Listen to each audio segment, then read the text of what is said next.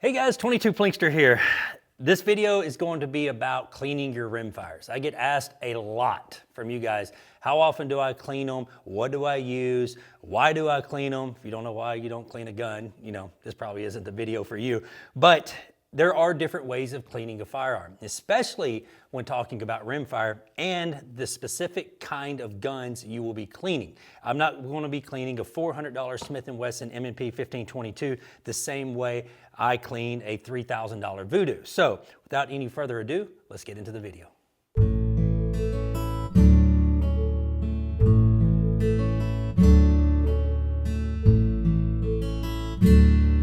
Now, the products I'm going to be showing you today are from Otis. Otis was nice enough to send me some products for this video, but I have been using Otis cleaning technology for probably about 5 or 6 years. I think they make really good stuff. They make everything that you need to have your gun clean, maintained, working properly, or if you have one of those safe queen that you don't get out very often, they have some long-term storage products that will keep that gun from rusting for a very, very long time.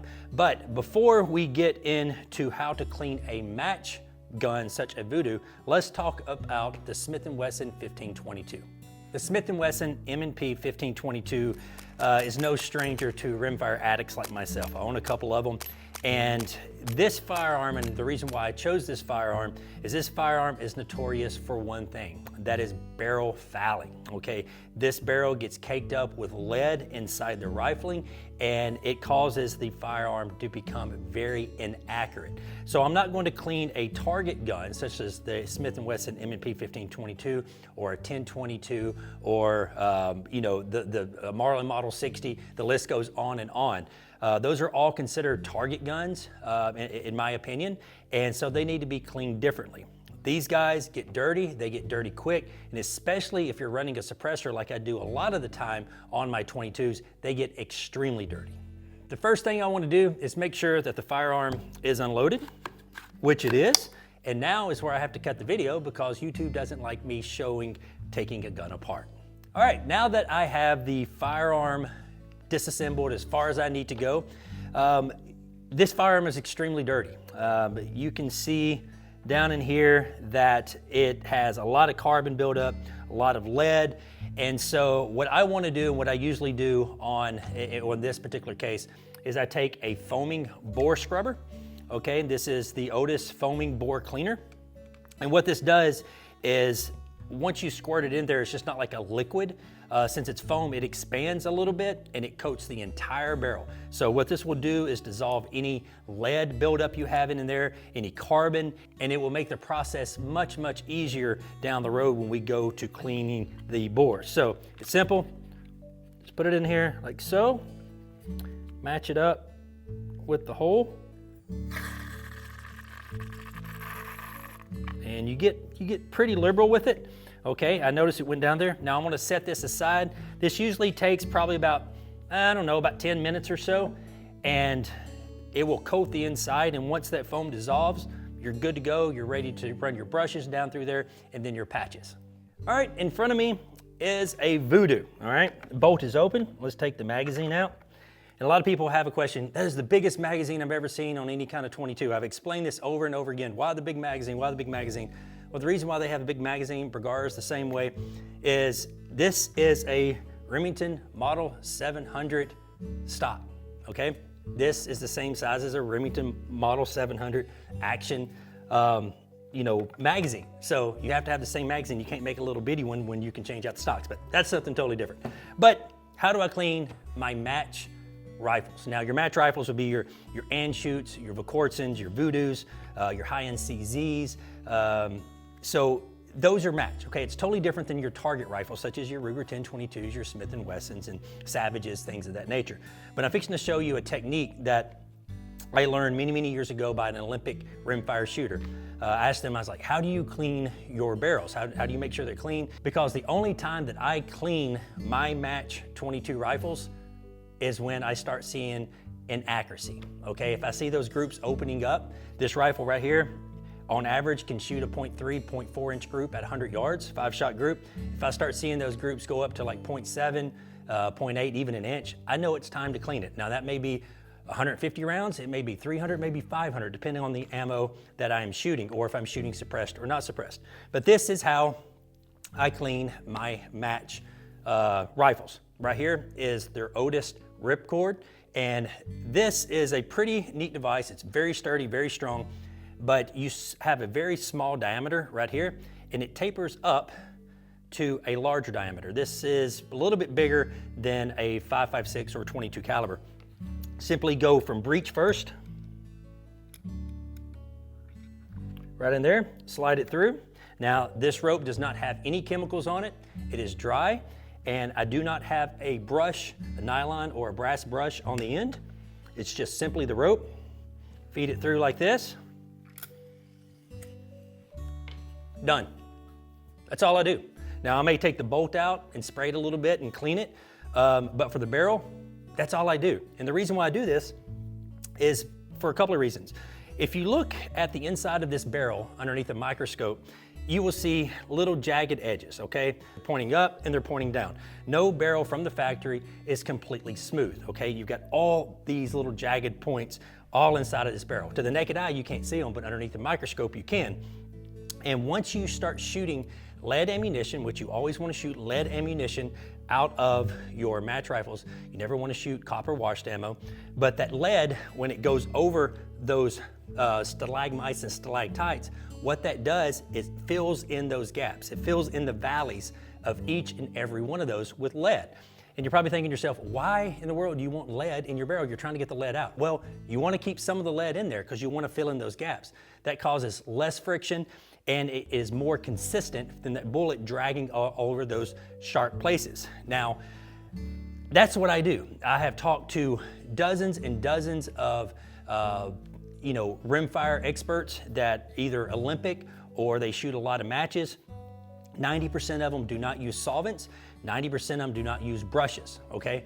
I come to that conclusion that it is best just to get a ripcord and run it down the barrel twice. You're good to go. You want to keep some of that lead in there because if you use a brush or solvent, it gets all the lead out of there. And if you get all that lead out of there, guess what? You're going to have to spend 40, 50, 60 shots building that barrel back up, filling in all those small gaps. And if you ever bought, match 22 ammo, it can go for $25 a box for 50. So I'm saving you $25 just by this small technique. And it works very well. Now, let's get back to the Smith & Wesson. All right, back to the Smith & Wesson. Now, on your target guns, you want to get all that lead out because honestly, you're not shooting high-end ammunition, okay? You're usually just using the cheapest stuff that you can find that runs out of the gun. And so it's been about 10, 15 minutes from using this foam bore scrubber. It's all dissolved. I'm looking. It's come out of the barrel a little bit, so I know it's reached all the way down in the barrel. And what I like to do, first and foremost, is take my ripcord and get a 5.56 22 caliber brush. Now this is brass. You never want to use steel or anything like that. You can use nylon, but something like this, I need to get aggressive because I know the history of this particular firearm and fouling up, so I want to get really aggressive here. And run it down the barrel and pull it through. Sometimes that little ring right there will get caught, so you just have to wiggle a little bit to get it in there and pull it through. Now what that brush is doing, it's acting or working with all that solvent, and yes, it is pretty filthy. It's working with all that solvent that it has broke up and dissolved in the rifling and everything in there. I like to do this about 3 times. So always got to watch that. Yep, gets caught on that feed. All right, just for the sake of the video, I'm only going to do it twice. And then after that, I simply take the brush off. And if your gun is really fouled up, I would recommend doing that probably about 5 or 6 times. Then you put this little adapter on, okay? And Otis makes these really cool patches, okay? What this does is it ensures that when you pull this patch through the firearm, it is in contact with the whole barrel all the way around it. So there are little holes inside of these patches. You simply put the patch through like that. You pinch the back side. It's a little bit more cumbersome than using a regular patch, but this works a whole lot better. And you put it in that slot, pull it through just a little bit, like so. And then you fold this up. And so what this does, if you can see that, that's going to be in full contact, because you got a patch here and a patch on both sides. That's going to be in full contact of the barrel as you put it down. Okay, slide her in there.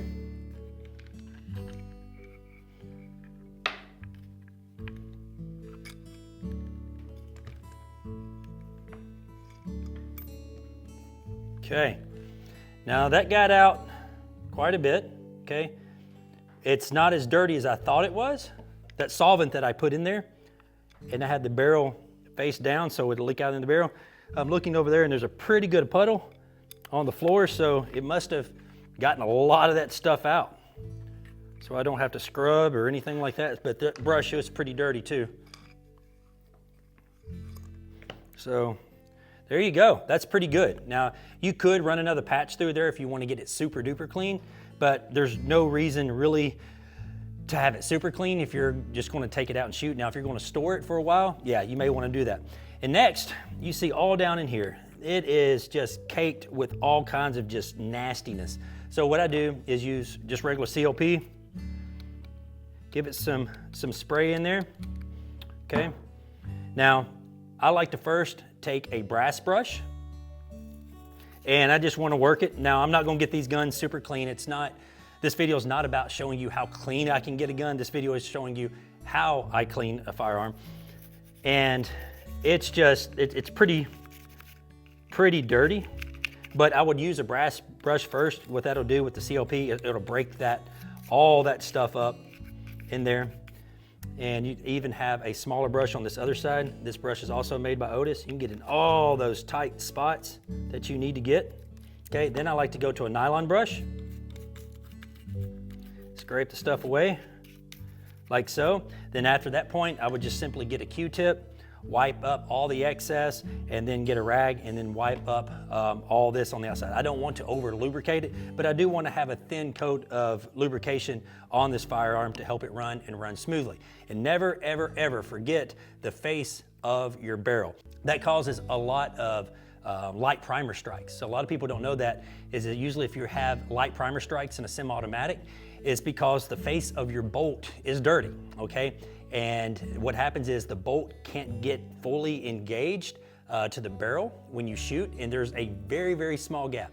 It's still safe to shoot. It's not going to fire out a battery or anything like that, make the gun explode, but that little bitty carbon buildup on the face of that bolt will keep that bolt from going all the way home. So if you're getting light primer strikes, always look at the face of that bolt. So next, you just want to clean the bolt. What I like to do is just liberally spray it, use your hands, get in there, don't be scared of it. Get in every groove that you possibly can. This will go with any semi-automatic, you know, your Ruger 1022s, your Marlin Model 60s, and then simply just take your rag and wipe it away. Now, if it's got some hard to reach places, you know, you can always take your brush, go in there and get that. But cleaning a gun is not rocket science, okay? But cleaning the correct gun the correct way can save you a lot of time, a lot of heartache, and a lot of money. So a lot of people will go clean their guns, and you know, they'll thoroughly clean them, and they'll come back and, you know, say at the range, you know, I cleaned this gun really, really well, and it shoots worse now than before I cleaned it. Well, the reason is you've robbed the barrel with all its accuracy by using chemicals. Now, on a match gun, don't use the chemicals, okay? Don't use brushes. But for these guys, you got to get them really clean. Once you have the bolt face and everything cleaned up, everything good to go to your liking, now with firearms, you can get OCD with them. You can, you know, spend hours cleaning them, or you just are like me. You get them relatively clean, that they will function correctly, and they will still be accurate. So once you're clean, put it together, head to the range, and do some shooting. I hope this video has been informative. If you guys have any questions or any other techniques of how you clean a firearm, or especially your rimfires, put them in the comments below. Until next time, y'all be safe and keep blinking.